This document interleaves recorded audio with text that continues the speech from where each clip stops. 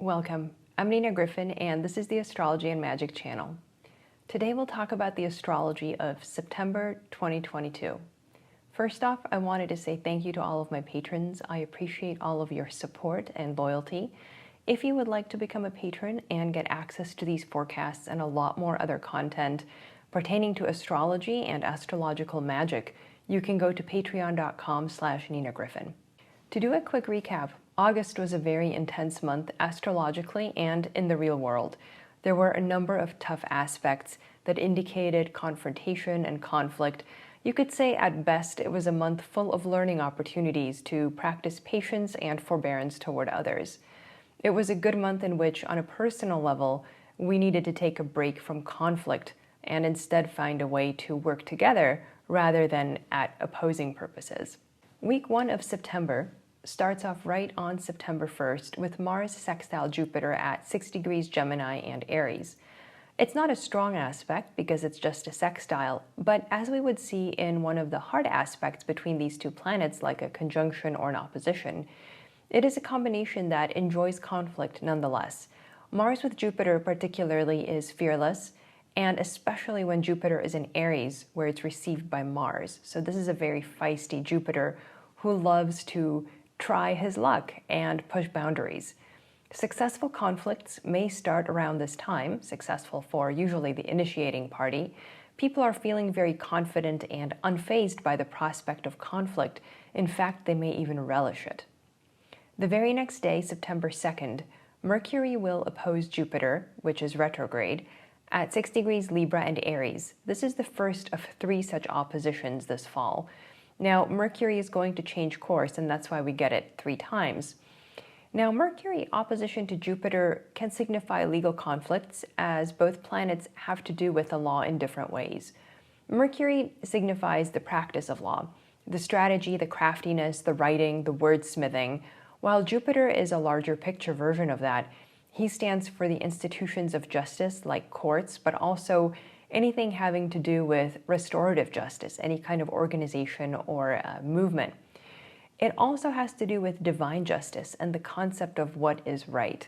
So when these two planets oppose each other, I think we're going to see some very high profile, very important legal contests. And because it's a triple aspect, it happens 3 times in the course of approximately 1 to 1.5 months.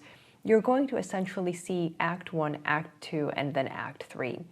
In September, we'll get 2 of these aspects, and then the 3rd one will occur in October. Week 2, September 4th, Venus will enter Virgo. Now, Venus is in her fall in Virgo, which is not a good place for a planet to be, but she's also in her triplicity by day. It's very interesting to me that the discourses of the medieval astrologer Abu Mashar say that the feminine nature and symbolism of Virgo actually align very well with that of Venus. So according to him, Venus is not much harmed by being in Virgo, despite it being the sign of her fall. There's just a lot of that natural alignment between Venusian and Virgoan symbolism that he feels make up for the difficulties of a planet in fall. Venus is very modest and retiring in Virgo, very pragmatic, and very often related to the healing arts. Don't forget that this is a mercurial sign, and so a lot of the idea of craft, of knowledge, of skill come into play as Venus expresses herself in Virgo. Certainly, Venus in Virgo lowers the temperature from Venus in Leo, which is so visible and hungry for the spotlight, and on a level, very often Venus in Leo brings some of the hottest temperatures of the year. September 9th, Mercury will station retrograde at 8 degrees Libra, almost 9 degrees. So Mercury stations there, and he will eventually retrograde back into Virgo. So as Mercury is going to be retrograde, he will gradually be mutually applying to a conjunction with the Sun, and very soon actually Mercury will enter the beams of the Sun. This means that Mercury's work and machinations are going to be concealed for a period of time under the Sun's glare. The next day, September 10th, there will be a full moon at 17 degrees Pisces. This full moon is ruled by Jupiter, who is not very strong as he is retrograde and in Aries, and at best in 2 minor dignities. So depending on the time of day, actually, he might just be in 1 minor dignity. When planets are retrograde, they are usually not well able to express their essential energy for good or evil. So as far as rulers of a lunation go, Jupiter is not a very strong governor of this lunation, which opens up space for other planets to take over if they're better situated. A much more powerful influence over this full moon is going to be the square from the full moon to Mars in Gemini. It's a very aggressive and brash full moon, obviously, more than it has any right to be given that it's in Pisces. So even though this full moon may seem like it's about justice or harmony, it's actually very much going to turn into a conflict, certainly a conflict of words, because that is the nature of Mars in Gemini, a mercurial air sign. Week 3, September 15th, Venus will enter the sun's beams at 12 degrees Virgo. This is Venus as Cinderella, in her fall, of course, and forced to hide at home by her evil sisters. Of course, eventually she will emerge splendidly from the sun's beams in December, but from here until her rise out of the beams, elections using Venus won't be much good due to her being under the beams and therefore weak. The next day, September 16th, Venus will square Mars at 14 Virgo and Gemini. It's a very fertile combination, even with a square aspect. Creative or sexual tension is very possible now, but everything is going to be in the realm of Mercury because both planets are in Mercury-ruled signs. So, as you know, Mercury rules ideas, technology, communication, but also business and education, and of course the law. So the creative energy of Venus and Mars is sort of sublimated into these more cerebral or commercial ventures now. This very same day, September 16th, Mercury will enter the beams of the sun. As I mentioned earlier, this is going to be an opportunity for Mercury to do his work undetected. Mercury in Libra is very commercial and very interested in matters of fairness, often applied to monetary, financial, or economic matters.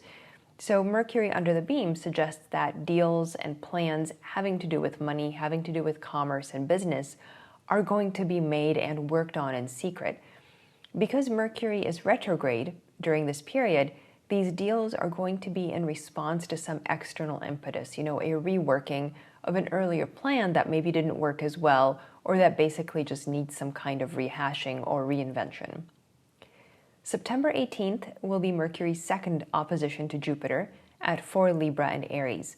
This time, both planets are retrograde, which, as you can imagine, can give rise to a comedy of errors. To the extent we are talking about judicial or legal entanglements, you can imagine how really bizarre and twisted things are going to get now, very confused, very unpredictable, with both planets moving backwards. So the second installment of this 3-part show will now pose a very dramatic counterpoint to the first act, which started September 2nd. So I think we can hope for a clear resolution next month when we get to the third aspect between Mercury and Jupiter. But right now, this is about as tangled as things get. The middle of the movie, the middle of the novel, things are just impossible to resolve, seemingly. It's really going to feel that way around now. Week 4, we've got September 22nd, the sun enters Libra, which is the autumn equinox and the Libra ingress. This is going to be a video or possibly multiple videos of their own, so I won't say too much about it. For now, just know that the sun entering Libra always starts off the fall season, and of course it's going to give us a hint as to what this fall season is going to bring based on the chart for this moment, for the sun entering 0 degrees and 0 minutes Libra, so that we can see what it's going to impact, how it's going to manifest in different locations based on where the chart is cast for. The same day, September 22nd, Mercury is of course still retrograde and now conjoining the sun at 0 degrees Libra. So you can see that this Sun-Mercury conjunction is going to be baked into the Libra ingress. Now, when Mercury retrograde conjoins the sun, this is an inferior conjunction, and it represents the midpoint of the Mercury-Sun synodic cycle, which began with the superior conjunction when Mercury was direct.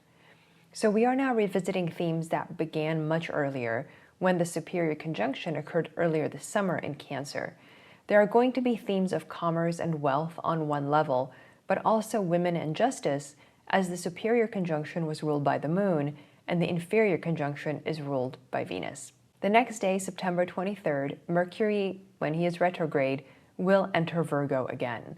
he is going to be returning to the sign of his domicile and exaltation. And we could see someone making a surprise comeback around now in accordance with that symbolism. It would be a mercurial figure, but perhaps someone who had been, written off as sort of losing his power, losing their strength. They were gone for good. Guess what? They're back, and they're back in a very strong, very decisive way. So this could be true publicly, but we could also see this manifest in our private lives. September 25th, there is a new moon at 2 degrees Libra. This new moon is ruled by Venus in Virgo, which conjoins Mercury retrograde in Virgo. So this new moon will be about reevaluating women's roles in many ways, but also the business of healthcare and medications, as that is a traditional signification of Venus in Virgo combined with Mercury, the planet of commerce. So we're going to get that business accounting element to this discussion as well. I do wonder if we're going to have some movement forward around now on things like drug pricing here in the US. And during that fortnight, during that 2-week period following this new moon, we could also see new medications or vaccines take off during that period in a lot of locations, certainly the United States, but it could happen in a lot of other countries as well. Week 5, September 26th, we get a Sun opposition to Jupiter retrograde at 3 degrees Libra in Aries. This is often a showdown between that singular authority figure represented by the Sun and the powerful class of the nobility, of the wealthy. In medieval times, this is kind of like the classic conflict between the king and the nobility. In modern times, this opposition often shows tension between the executive branch and the branch of let's say, Congress in the US or Parliament elsewhere, or the judicial branch, who is also symbolized by Jupiter. It can also represent some kind of conflict between the very wealthy class, also symbolized by Jupiter, and the person in charge or the government. September 27th, we get Mars trine Saturn retrograde at 19 degrees Gemini and Aquarius. This is going to be the first of 3 such trines as Mars passes through Gemini. You can watch this in greater detail. We will discuss it in greater detail in my Mars in Gemini video, which is now available on YouTube. Of the 3 trines, Mars comes off the best here, but Saturn is unable to be of much support. Mars is an iconoclast, he's a breaker of norms, and here, with that trine, he wants some help and support from Saturn to do some of that breaking. However, Saturn is retrograde, and he's not really able to help. The lesson here for Mars is that the allies that you thought you had, or the support you thought you had, won't be there for you now, not like you had expected. You'll have to wait for Saturn to be direct for there to be a real support between Mars and Saturn. September 29th, Mercury will make his morning rise out of the sun's beams at 24 Virgo, which is just such a powerful moment this month. It's both because it's the moment of phasis, or an appearance of a planet from under the beams. It's kind of like the grand reveal, coming out of that solar forge purging experience. You might say that Mercury kind of comes out of the sauna fully renewed and cleansed. But part of it is also that Mercury is emerging in his full splendor, in his domicile and exaltation. So, wow, it's really going to be quite a powerful moment of some sort, and I'm very curious to see how it'll manifest. Don't forget that Mercury is the scientist, the technologist, the magician, the lawyer, the writer, and something really potent emerges now, something, really notable and maybe even just for the ages. The same day, September 29th, Venus will enter Libra. Now, of course, she is going to be in her own sign, so strengthened compared to being in her fallen Virgo. However, she is under the beams at this point, remember, until December. So her ability to use that Venus in Libra power, at least publicly, will be severely curtailed. It's not that Venus combust is evil, of course. It's just you can think of her as being under wraps, under construction, until she is ready for her big debut when she emerges out of the sun's beams. So this is September. As you can see, compared to August, it's a relatively tame month. We don't really get a lot of those hard aspects, particularly involving Uranus, particularly involving Mars that we saw in August. So in many ways, it's a softer, smoother set of aspects. It doesn't always mean that good will prevail. It can simply mean that evil is less challenged on its path. However, note that there's just less likely to be conflict and dissension on that path. We're going to get a lot more of that later this fall. September is a relatively nice and quiet month, so I think we should enjoy it while we can. Thanks for watching. I'm Nina Griffin, and this is the Astrology and Magic channel.